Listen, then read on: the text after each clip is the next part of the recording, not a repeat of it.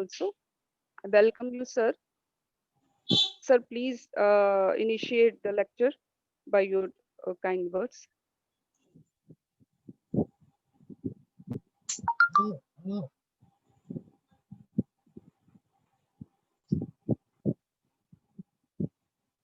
And participant of this lecture series,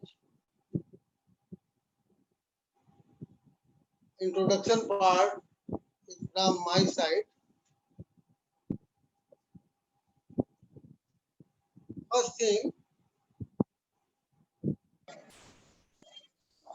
what is the theme of this organization or association?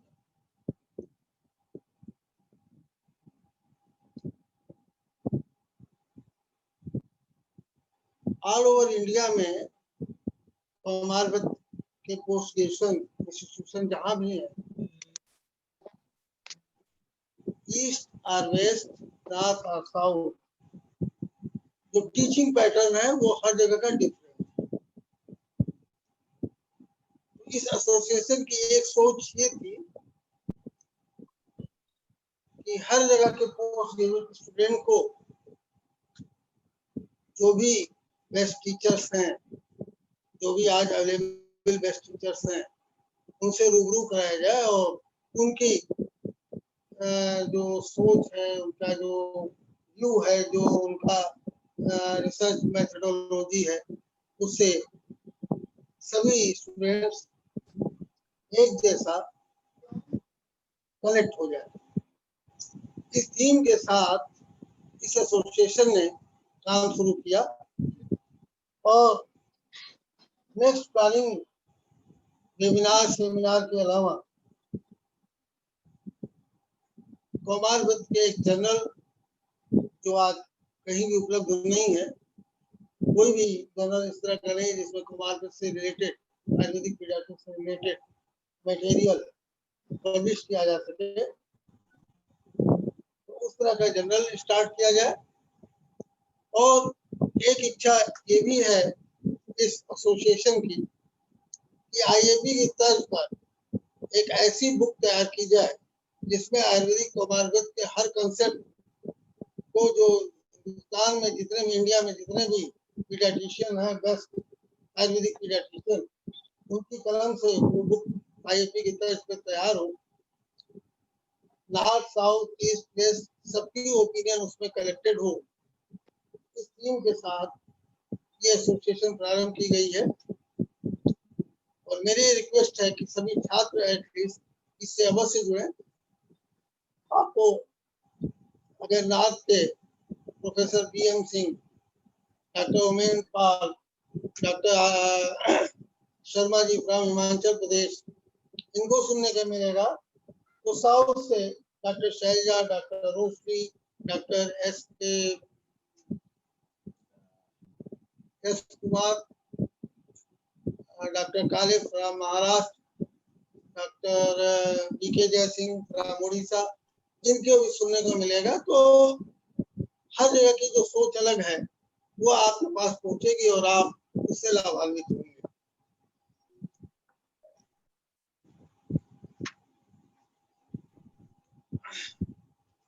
आप जो भी participants इसमें PG students मौजूद हैं, वो थर्ड जनरेशन है। एक जनरेशन वो है जो रिटायर्ड हो गए, दूसरी जनरेशन वो है जो आज सर्विस में है, और तीसरी जनरेशन आप हैं जो आगे भविष्य इस सब्जेक्ट का निर्माण करेंगे। आपने कुमारवत पढ़ने का निश्चय किया, क्यों किया? एमडी आयुर्वेद कुमारवत की डिग्री लेने के बाद आप या तो प्रैक्टिस में जाएंगे या रिसर्च में जाएंगे या चिकित्सा अधिकारी बनेंगे, मेडिकल अफसर बनेंगे या टीचर बनेंगे। पोस्ट ग्रेजुएशन के दौरान केवल हमारी विचारधारा ये नहीं होनी चाहिए कि हमने थीसिस लिख लिया और अपने 4 पेपर पास कर लिए और एमडी की डिग्री हमको मिल गई। आगे हमें क्या करना है उस दृष्टिकोण से विचार करना चाहिए। अगर हमें रिसर्च में जाना है तो रिसर्च के हम क्या क्या थीम बना सकते हैं। अगर चिकित्सा करनी है केवल तो चिकित्सा के लिए हमारा सबसे अच्छा प्रोटोकॉल क्या हो सकता है, इस चीज को भी ध्यान में रख करके आपको अपनी टीचिंग कंप्लीट करनी चाहिए पोस्ट ग्रेजुएशन। जिसमें मैं ग्रेजुएशन में आया उसमें कुमार भक्त का कोई सेपरेट डिवीजन नहीं था। प्रसूति सेकेंड पेपर में 1 या 2 क्वेश्चन एक पार्ट में आते थे और कुमार भक्त का मतलब ये समझा जाता था कि बालगृह, अकरोग, बाल शोष, बालगर्भ। और अगर पुराने टीचर से आपकी मुलाकात होगी तो आज भी यहीं पर स्टैंड करते हैं। जब मैं पोस्ट ग्रेजुएशन में गया तो मुझे इस सब्जेक्ट के विस्तार का कुछ आइडिया हुआ और धीरे धीरे जब डिपार्टमेंट आपका डेवलप होने लगा, बाल लोग का सेपरेट पेपर होने लगा, फिर बाल लोग डिपार्टमेंट, कुमार भक्त डिपार्टमेंट अलग हुआ, तब धीरे धीरे धीरे धीरे आपकी अहमियत हुई। ठीक यही स्थिति आयुर्वेद साहित्य के प्रारंभ में भी। अगर आप सबसे पहला लिटरेचर उठा करके आयुर्वेद का देखें तो वो चरक संहिता। चरक संहिता में जो 8 ब्रांचेज हैं उनमें उन्होंने कुमार भक्त की गणना तो कर दी, परंतु उसकी डिटेलिंग कहीं भी नहीं किया। क्या उन्होंने कि चरक शारीर स्थान अध्याय 8 और अध्याय 3 में डिलीवरी से संबंधित, प्रसव से संबंधित जो भी लिटरेचर था वो उन्होंने डाला और चिकित्सा के लिए उन्होंने बड़े आराम से कह दिया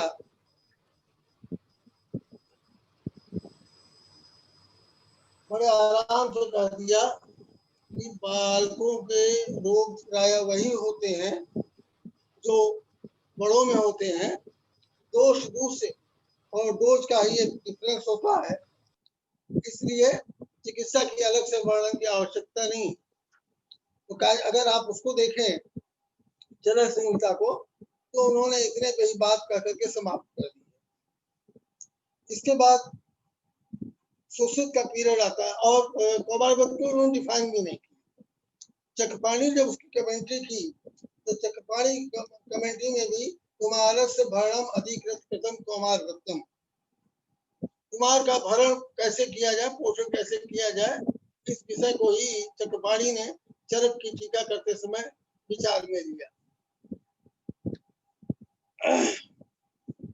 फिर सुश्रुत का पीरियड आता है, उसमें सुश्रुत ने कुछ एलेबोरेट किया है और अपनी परिभाषा में उन्होंने यहाँ कुमार भरण, धात्री क्षीर दोष संसराद, दुष्ट निग्रह समुत्ता नाम व्याधि नाम उपशमनार्थम इतना करके डिस्क्राइब किया और उत्तर ग्रंथ में जाकर के फिर उन्होंने बालगृह का विशेष विवेचन और कुछ डिजीज का ही डिस्क्रिप्शन उन्होंने दिया। तो इस काल तक ये लगता है कि कुमार भक्त शब्द का जो अर्थ होता भक्त माने होता है सेवा करना। तो बालक की सेवा कैसे की जाए, बालक पर का भरण पोषण कैसे किया जाए, इसी पर ज्यादा ध्यान दिया गया। चिकित्सा पोषण उन्होंने उठा करके चरक और सबके सामान्य क्या चिकित्सक के पास छोड़ दिया। आपको बात बहुत इंटरेस्टिंग बताएं, जब मैं पीजी करने गया था बनारस यूनिवर्सिटी में 1977 में, उसके पहले बनारस यूनिवर्सिटी के बड़े बड़े विद्वान ये कहते थे, उसको कुमार भक्त तो अलग था ही नहीं कि प्रसूति स्त्री रोग कुमार भक्त, इसके 2 पार्ट हैं, एक चिकित्सा दूसरा सर्जरी। तो इसको काय चिकित्सा और शल्य में मिला देना चाहिए। जो चिकित्सा पोर्शन है वो का चिकित्सा का सब्जेक्ट है, और जो पोर्शन है वो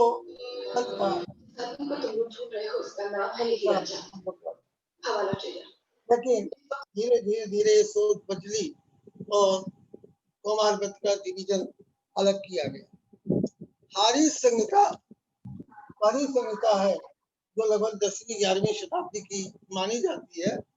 उसमें उन्होंने पहली बार बाल चिकित्सा शब्द का प्रयोग किया। गर्भोपक्रम विज्ञान सूत्रोपक्रम बालानाम रोग शमनी किया बाल चिकित्सा। यहाँ से लगता है 10वीं 11वीं शताब्दी आने के बाद चिकित्सा का डिस्कशन आगे बढ़ा और पीडियाट्रिक ट्रीटमेंट पोर्शन या डिजीज पोर्शन, चाहे वो प्रिवेंशन हो चाहे वो क्योरेटिव ट्रीटमेंट हो, इसका प्रचलन धीरे धीरे आगे बढ़ा है। काश्यप ने जो हमारा एम बताया, जो विजन बताया हमारा, वो बताया उन्होंने अनेन ही संवर्धन इतरे चिकित्सा, जिसका हम संवर्धन करते हैं अन्य ब्रांचेज उनकी चिकित्सा करते हैं।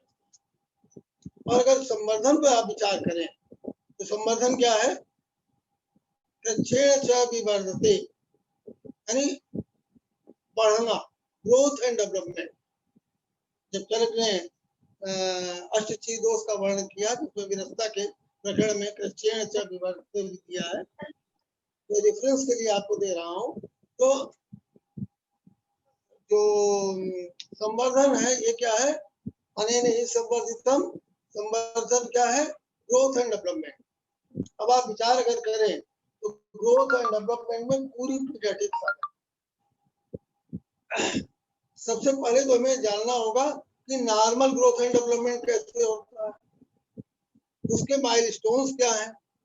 चाहे वो सस्ते छठे मास में अन्नप्राशन फलप्राशन की बात की गई हो, चौथे महीने में 5वें छठे महीने में उपविष्टन संस्कार की बात की गई हो, या 1 वर्ष का बालक अपने पैरों से चलने लगता है इसकी बात की गई हो। इस तरह के बहुत से माइलस्टोन लिटरेचर में सूत्र रूप में डिस्क्राइब है। उनको ले या आधुनिक काल में जितने ऐड किए गए हैं उन सबको ले, लेकिन सबसे पहले तुम्हें जानकारी होनी चाहिए कि ग्रोथ एंड डेवलपमेंट नॉर्मली क्या होता है। अगर हम नॉर्मल जानेंगे तभी एब्नॉर्मल की हम बात कर पाएंगे। एक सूत्र केवल यह है, अनेन ही संवर्धन इतरे चिकित्सा, और इस सूत्र के आधार पर पूरी पीडियाट्रिक्स डिस्क्राइब की जाती है। तो सबसे पहले तो हमें उसकी नॉर्मलसी जाननी है। फिर ग्रोथ एंड डेवलपमेंट को प्रभावित कौन करता है?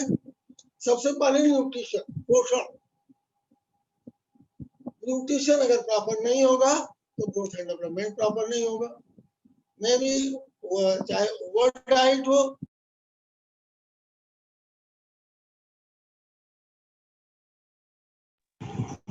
तो ऐसी स्थिति में सबसे पहले में न्यूट्रिशन होना चाहिए।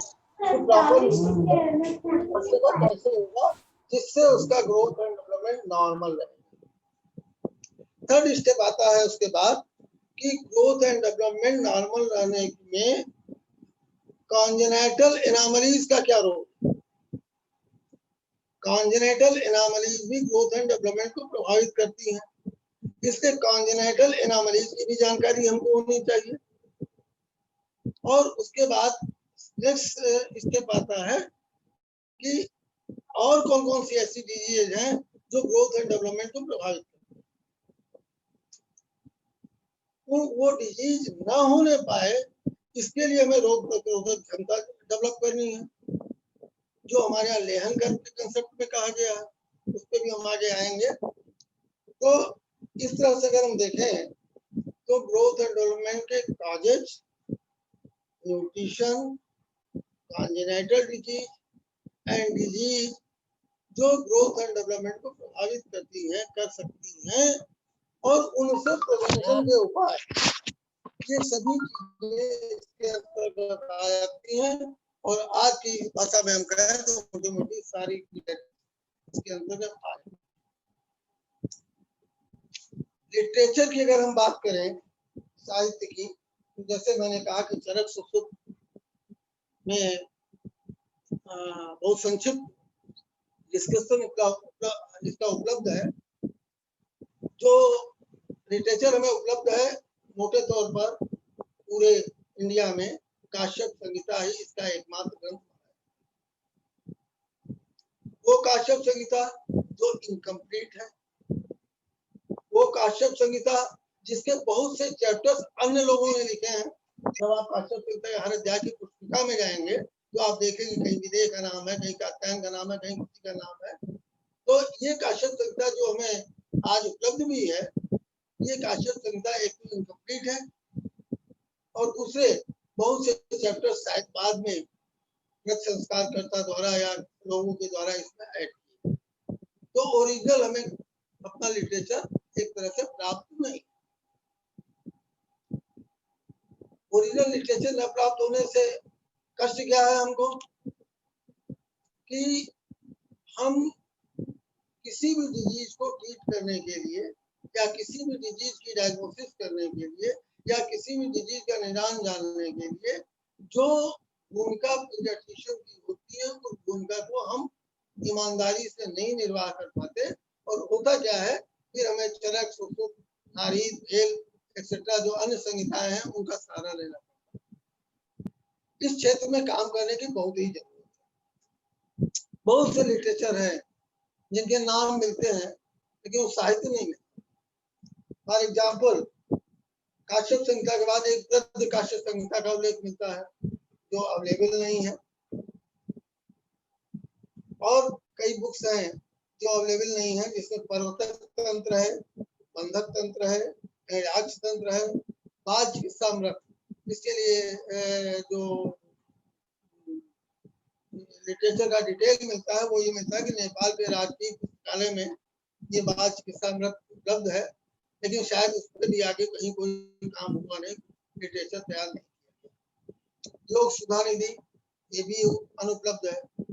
जो कुछ उपलब्ध संहिताएं हैं उसमें है जैसे रावण कृत कुमार, ये 1945 में रविदत्त शास्त्री करके एक हरियाणा के वैद्य भी थे, उन्होंने इसका हिंदी ट्रांसलेशन करके उपलब्ध कराया। ऐसा माना जाता है कि रावण की ये लिखी हुई पुस्तक है 1945 में उन्होंने लिखा था। 1954 में वो बॉम्बे खेमराज जी के यहाँ से, श्री कृष्णदास जी के यहाँ से पब्लिश हुई, आउट ऑफ मार्केट है। उसके बाद 1985 में मैंने एक प्रयास किया, जब मैं नया नया लेक्चर हुआ था तो मैंने इसका एक हिंदी ट्रांसलेशन किया था। बाय द वे वो इस समय वो भी।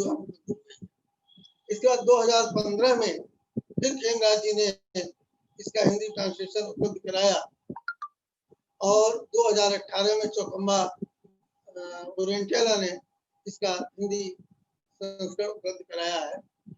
मैं पुनः इस पर काम करने जा रहा था, तो जब मैंने ट्रेस करने का प्रयास किया तो ये पता चला कि रावण का जितना भी लिटरेचर है वो मोस्टली तमिल लैंग्वेज में।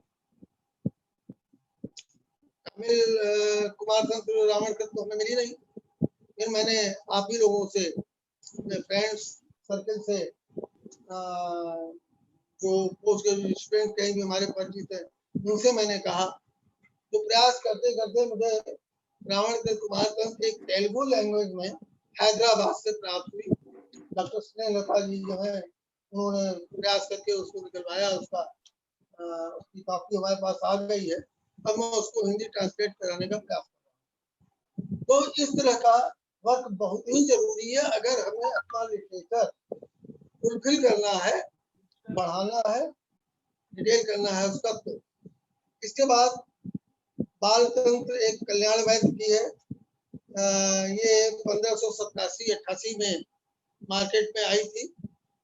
संयोग बस इसकी एक प्रति मुझे उपलब्ध है और एक प्रति इसकी भारतीय जो पूना भारतीय विद्यापीठ है उसमें भी उपलब्ध है। वहाँ है डॉक्टर, क्या नाम है उनका, डॉक्टर SS मोहिते। मैंने उनसे कहा कि उसको देखिए और उस बुक में काम करने की जरूरत है। प्रारंभ में तो उसमें बंध्या की चिकित्सा दी गई, लेकिन बाद में पीडियाट्रिक से संबंधित लिटरेचर उसमें दिया गया। इसके बाद एक और बुक है जो मुझे देखने को नहीं मिली अभी तक, प्रयास कर रहा हूँ, शिशु रक्षा रथ। ये पृथ्वीमल की लिखी हुई है, 1400 ईस्वी की है।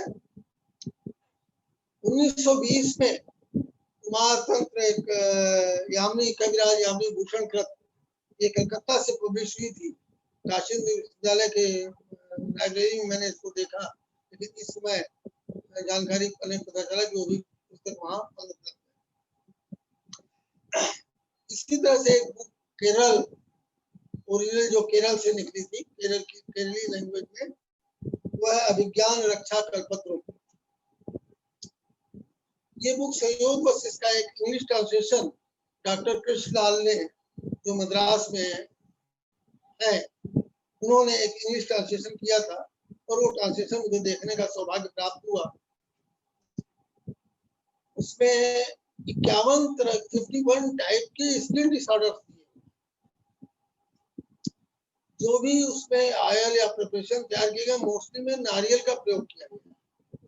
वो बुक मुझे बहुत अच्छी लगी और एक कुछ नए कंसेप्ट उसमें मिले, तो मैंने लखनऊ यूनिवर्सिटी, जो लखनऊ स्टेट आयुर्वेदिक कॉलेज में मैं टीचर था, हमारी एक लेक्चरर थी डॉक्टर कल्पना पाटिल, उनको उस बुक पे पीएचडी करने के लिए दिया। उन्होंने पीएचडी कंप्लीट की और वो बुक अंडर पब्लिकेशन है। सेकेंड प्रूफ उसका तैयार हो चुका है, फाइनल स्टेज में, may be in 3 or 4 months that come in the market in the Hindi language. तो इसी तरह से वैद्य तारा की पुस्तक है, मुझे देखने को नहीं मिली। बाल रोग चिकित्सा नल करके एक पुस्तक है, वो भी मैं नहीं देख पाया। मैंने कई लोगों से ये कॉन्टेक्ट भेजा भी है। वैद्य मनोरमा करके एक पुस्तक है कमार्गस से रिलेटेड, और केरलीय बाल चिकित्सा। इसके अलावा रावणकृत एक अर्क प्रकाश है, जिसमें गर्भ शिशु के रोग, काल और उपचार इत्यादि का डिस्क्रिप्शन है। तो इस तरह के बहुत से डिटेल में हमने केवल 19वीं शताब्दी तक का लिटरेचर लिया है। उसके बाद के जो लिटरेचर हैं, चाहे वो रघुवीर प्रसाद द्विवेदी जी का हो, चाहे रमानाथ द्विवेदी जी का हो, या मेरा स्वयं का हो, या डॉक्टर जीएम सिंह का हो, डॉक्टर कई लोग की बुक आई है, कभी राजस्थान से पब्लिश हुई है, महाराष्ट्र से पब्लिश हुई है।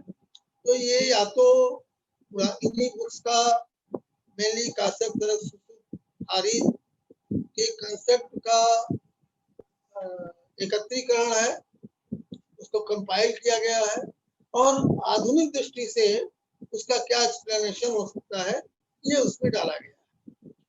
लेकिन उससे एक्चुअली जो हमारी रिक्वायरमेंट है, वो रिक्वायरमेंट पूरी नहीं। तो मेरी एक रिक्वेस्ट है आप लोगों से, संभवतः जो हमारे पार्टिसिपेंट्स हैं वो हमारे देश में हर स्टेट से होंगे, वो अपनी लाइब्रेरी देखें। और मुझे ये लगता है कि दक्षिण भारत में काफी लिटरेचर तैयार किया गया, वहाँ की लोकल लैंग्वेज में है, उसको कलेक्ट करने का प्रयास करें और उसका इंग्लिश या हिंदी वर्जन तैयार करने का प्रयास करें। ये बहुत अच्छा काम हो सकता है, इससे हमारा लिटरेचर फुलफिल होगा। नई नई डिजीज का कंसेप्ट हमारे सामने आएगा जो उसमें थी, और उसका ट्रीटमेंट क्या हो सकता है, एक नए ट्रीटमेंट प्रोटोकॉल की जानकारी हमें उपलब्ध हो।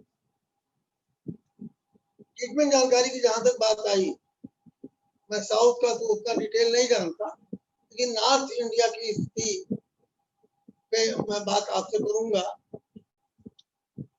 जब कभी राजक्षमा की बात आती है, जब कभी कामला की बात आती है, जब कभी पांडु की बात आती है या अपस्मार की बात आती है, तो हम क्या करते हैं, राजक्षमा सर्विस ट्यूबरक्लोसिस, कामला सर्विस जॉन्डिस, पांडु एनीमिया, अपस्मार एपिलेप्सी।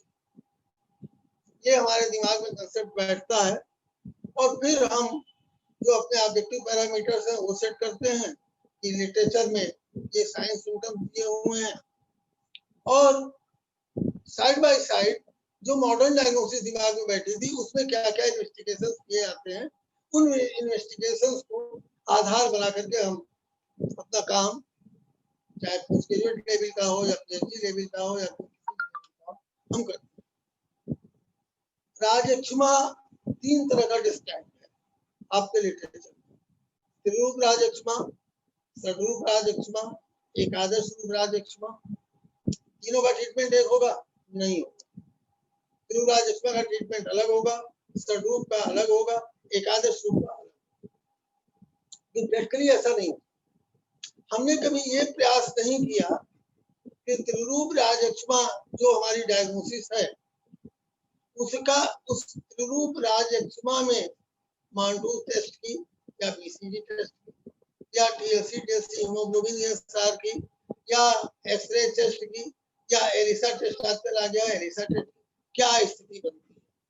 क्या त्रिरूप राजक्षमा में भी वही स्टेटस है जो सद्रूप में है, जो एकादश रूप में है, या तीनों के स्टेटस में कहीं डिफरेंस आता है?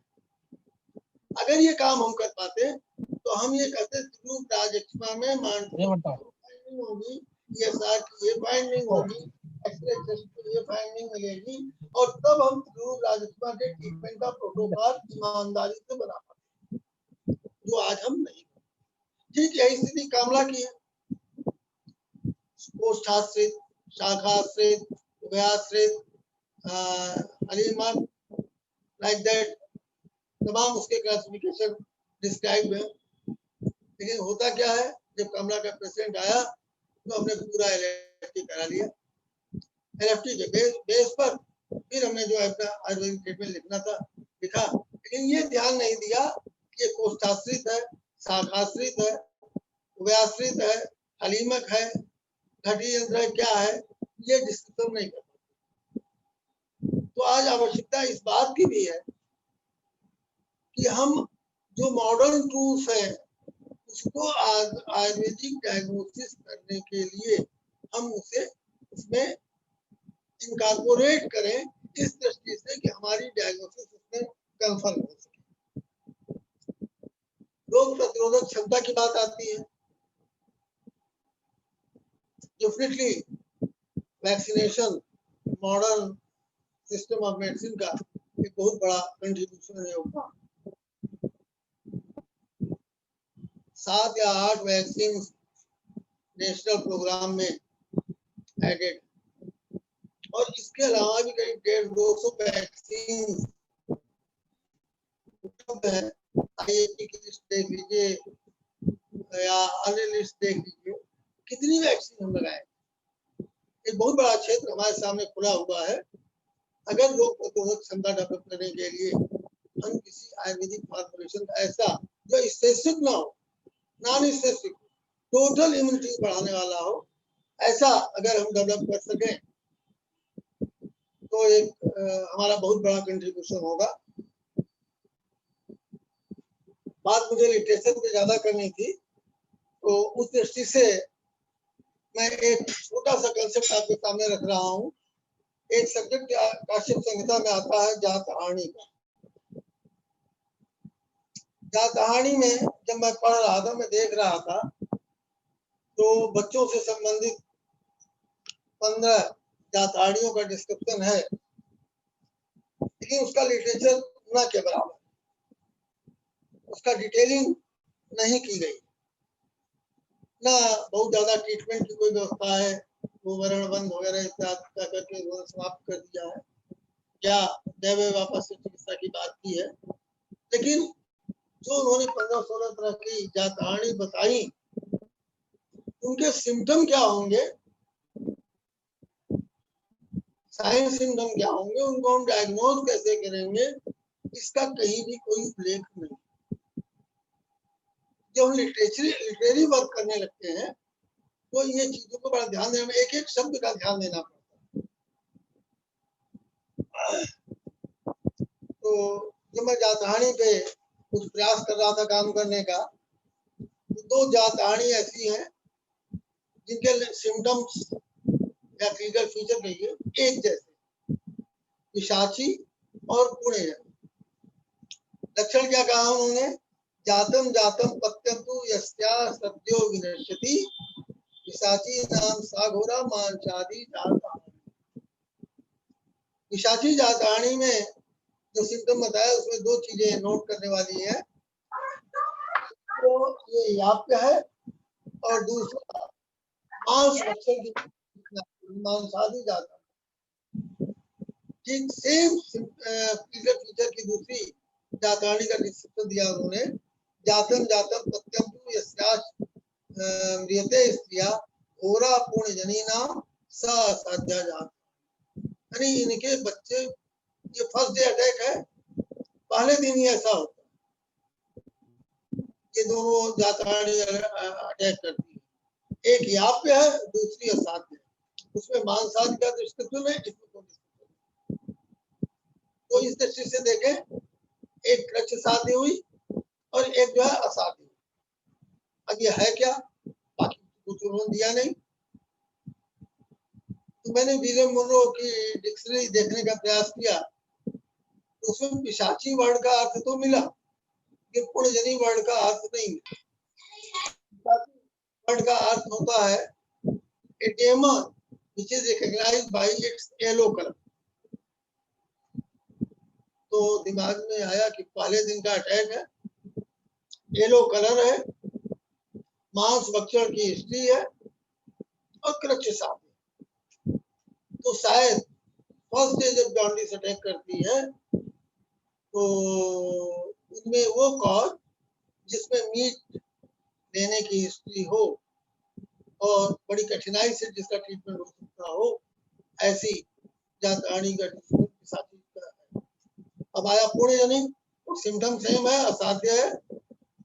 तो पुण्यजनी शब्द का लोकल लैंग्वेज में अर्थ होता है जिसके बहुत ही पुण्य होंगे, जो बहुत भाग्यशाली होगा उसी की संतान बचेगी, नहीं तो उसमें बचना नहीं। तो आरएच इनकम्पेटिबिलिटी देखिए, टॉक्सिकोप्लाज्मोसिस देखिए, एंजाइम डिफिशिएंसी डिसऑर्डर देखिए। ये सब ऐसी कंडीशन है जो शायद इनसे कारपोरेट हो सकती है, उनके सामंजस्य में आ सकती है। यहाँ तो काम हमारा थोड़ा बहुत चल गया, और आगे जो लोग भी वर्क करना चाहेंगे उनके लिए टाइम दिया हमने। हो सकता है मैं टोटल रॉन्ग हूँ, हो सकता है मेरी बात सही निकले। इन कार्य करने के क्षेत्र में एक नया प्रयास आप इस तरह से कर सकते हैं।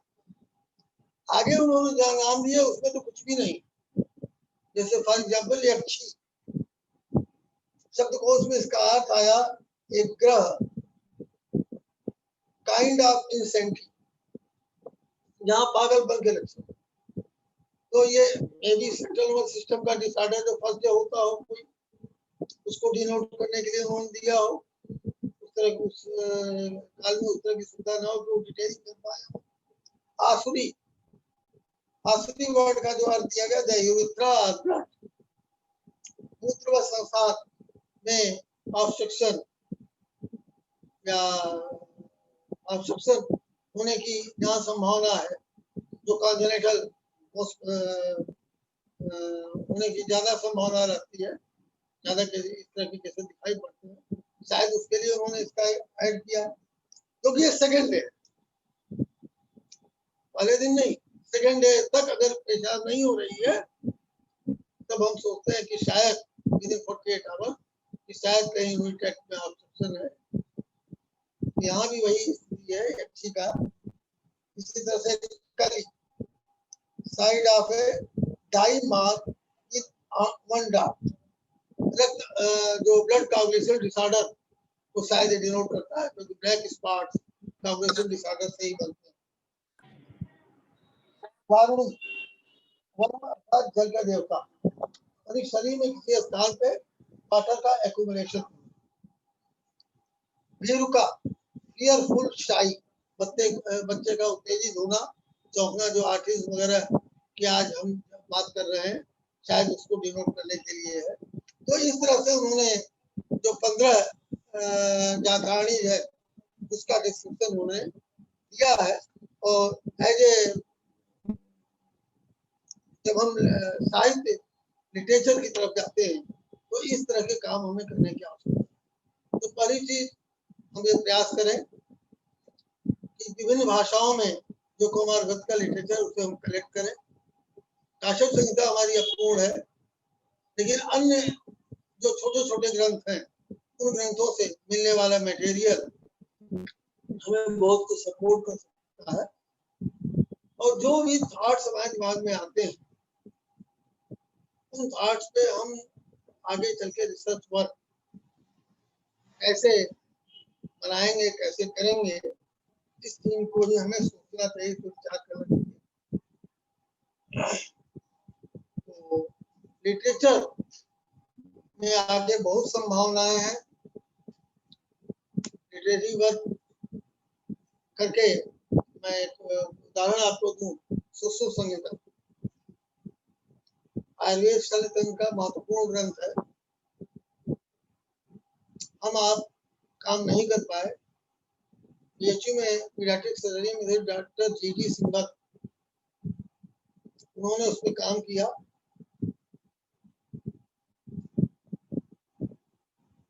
Medicine in Sushruta Samhita, surgery in Sushruta Samhita, gynaecology in Sushruta Samhita, ENT in Sushruta Samhita, ophthalmology in Sushruta Samhita, like that करके उन्होंने 8 बैलून निकाले और उस 8 बैलून के आधार पर जीडी सिंघल आयुर्वेद के विश्वनाथ विद्वान गिने गए और श्रीलंका से उन्हें आयुर्वेद की कोई उपाधि और पीएचडी की डिग्री है। तो जहाँ क्लिनिकल वर्क महत्वपूर्ण है, वहाँ आपका लिटरेरी वर्क भी महत्वपूर्ण है। और उस दिशा में अगर आप काम करें तो अभी बहुत मटेरियल पड़ा हुआ है जो अभी आउट ऑफ मार्केट है, आउट ऑफ प्रिंट है, आउट ऑफ पब्लिकेशन है। और जब ये आएगा तो हमारा लिटरेचर भरपूर होगा, मैक्सिमम चीजें हमारे सामने आएंगी, नए नए आयाम रिसर्च के लिए हमारे खुलेंगे, नई नई डिजीज के कंसेप्ट हमारे सामने आएंगे और हम इस क्षेत्र में अपना योगदान कर सकेंगे। इसी के साथ मैं अपनी बात समाप्त करता हूँ। शायद मेरी बात आपको अच्छी लगी हो। ये इंट्रोडक्टरी क्लास था। मुझे सब्जेक्ट या प्रोस्पेक्टस या सिलेबस के विषय में बात नहीं की। और पोस्ट ग्रेजुएशन में आकर के कोई सिलेबस नहीं होता, हर चीज आपको सोचनी पड़ती है, हर चीज आपको जाननी पड़ती है। पोस्ट ग्रेजुएशन करने निकलने के बाद आप ये कहने की स्थिति में नहीं होंगे सर ये डिजीज तो मैंने नहीं पढ़ी। तो इस दृष्टिकोण से आप पोस्ट ग्रेजुएशन की अपनी तैयारी करिए कि आगे चल के भविष्य में मुझे क्या करना है। अगर चिकित्सा ही करनी है, केवल प्रैक्टिस करनी है, तो आपका चिकित्सा का दृष्टिकोण होना चाहिए। लाइन ऑफ एक्शन आयुर्वेद के सिद्धांतों के अनुरूप जितना बन सके। और अगर रिसर्च में जाना है, रिसर्च में तो सबसे बड़ा लक्ष्य जो हमारे पास है वो है कि पहले 2 साल का ना हमारे पास इंजेक्शन है, ना हमारे पास उस तरह की मॉडर्न वैक्सीन है, ना रिसोसिटेशन के टूल्स हैं। क्या हम इस क्षेत्र में कुछ कर सकते हैं? जैसे एक एग्जाम्पल मैं आपको दूंगा, अन्य डिजीजेज में तो नहीं, लेकिन अगर आप कुमारवृत्ति में जाएं तो बालगृह में गंध परीक्षा का बड़ा तगड़ा उल्लेख है। और गंध परीक्षा पे अभी तक जहाँ तक मेरी जानकारी है कोई कार्य हुआ नहीं। तो क्या इस पर कोई कार्य कर सकते हैं? बायोकेमिस्ट्री, केमिस्ट्री, फिजिक्स डिपार्टमेंट के सहयोग से, कंट्रीब्यूशन से हम कुछ स्मेल्स का एग्जामिनेशन डेवलप कर सकते हैं। मैंने कई बार देखा है कि स्मेल के आधार पर डायग्नोसिस बड़ी आसान। एक एग्जाम्पल मैं आपको दूंगा। एक पेशेंट में, जब मैं हरिया इलाहाबाद में था, एक पेशेंट का चिकित्सा में आया दिखाने के लिए। भाई भी उस दिन फिजिशियन मौजूद थे। तो मैं उपलब्ध था तो मुझे लेकर के चले गए कि घर में गया और घर के अंदर मैंने पैर रखा और पैर रखते ही मुझे एक स्मेल मिली जो आपने सेकंड क्लास के पिक्चर हॉल्स के यूरिनल में देखी स्मेल की। और वो स्मेल देखने के बाद मैंने उनका जो भी ट्रीटमेंट जो कर रहे थे उस पर कमेंट नहीं करूंगा, वो मैंने नहीं देखा, मैंने मतलब उस पर कोई कमेंट नहीं किया। मैंने सिर्फ इतना पूछा ब्लड यूरिया इनका कराया क्या? मैंने ब्लड यूरिया तो नहीं हुआ। मैंने कहा चले जाइए इलाहाबाद ब्लड यूरिया करा के ले आइए। और ब्लड यूरिया उसका 140 था, उसको पीएचडी रिफर कर दिया मैंने, जाओ डायलिसिस ये बनता है। तो मेरा कहना है इस तरह के कई स्पेल मैंने ऑब्जर्व किए हैं, लेकिन प्रॉब्लम वही है कि हम उसको स्टैंडर्डाइज कैसे, क्या कोई ऐसा पैरामीटर बनाया जा सकता है, क्या कोई ऐसा इंस्ट्रूमेंट बनाया जा सकता है जिससे हम इसमें एग्जामिनेशन ही डेवलप कर सकते। तो इस तरह की विचारधारा सोच सोच करके आपको काम करना होगा, निश्चय ही हमें सफलता मिलेगी। मैं आप सभी पार्टिसिपेंट्स जो एमडी स्कॉलर्स हैं उनके उज्जवल भविष्य की कामना करता हूँ, और कभी आपकी मैं कोई मदद कर सकूं तो अपने को सौभाग्यशाली समझूंगा। धन्यवाद।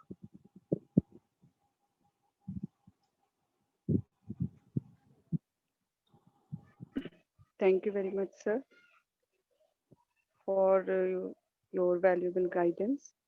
Very keenly you explored the hidden historical background of Kumaravit, also described all the scattered references of classical literature like Kashyap Samhita, Ramakirti, Kumar Tantra. Also, sir told about the Balatantra, Yamanikrita Kumar Tantra, Abhigyana, and so many references are focused. So also indicated towards the newer research aspect, basically from the classical references, which can be initiated on, which can be established on the newer parameter. So there is a very important need to document all our work. This is the need of the hour to document our work that we are doing in our PG institutions. Mainly, sir, want to indicate towards this. So also focused on the rare references like Jatharani, Gant, Pariksha, Raji, Akshama. These all are the such rare references that need to be investigated or can research again. Now it's the responsibility of our newer generation to collect all such type of scattered references of the literature that become extinct. These all were told by Sir only to motivate our students to initiate some newer dimensions of the research. Thank you very much, Sir, for guiding us and our student what we can do next to save our classical literatures. Thank you very much, sir. Now I request Dr. Bhargav, sir, to kindly conclude the session. Dr. Bhargav. Thank you very much, ma'am. And thank you very much, Professor D. Mishra, sir, our president, sir, of the association. Now, I would just like to remind all our participants that our next lecture will be on Friday, 23rd of this month, according to our schedule. That would be at same time, evening at 7 p.m. This time, due to some technical problem, we couldn't do live streaming on our YouTube channel. But next time we will definitely try to do. Meanwhile, we will, because very few people have joined today, so maybe we will also try to put today's lecture on our YouTube channel also. So many and more people can join and take benefit from this lecture series. And thank you very much for today.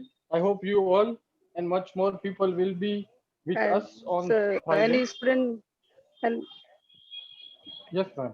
to say something or want to uh, some query regarding sir's lecture? Any student can ask. Madam, you can give my phone number.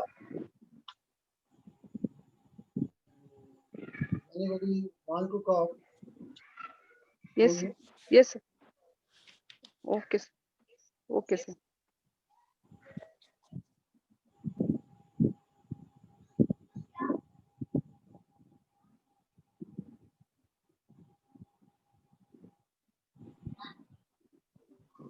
Students can connect to the sir anytime. Any student want have any query or they want to discuss anything regarding the lecture or anything regarding to the subject, Any they requirement? can call anytime to sir. Any requirement they need regarding the subject, regarding the field of the Kumaravastu, they are most welcome. Sir's number will be given in the group and you can call to sir anytime. Thank you very much. Thank you very much.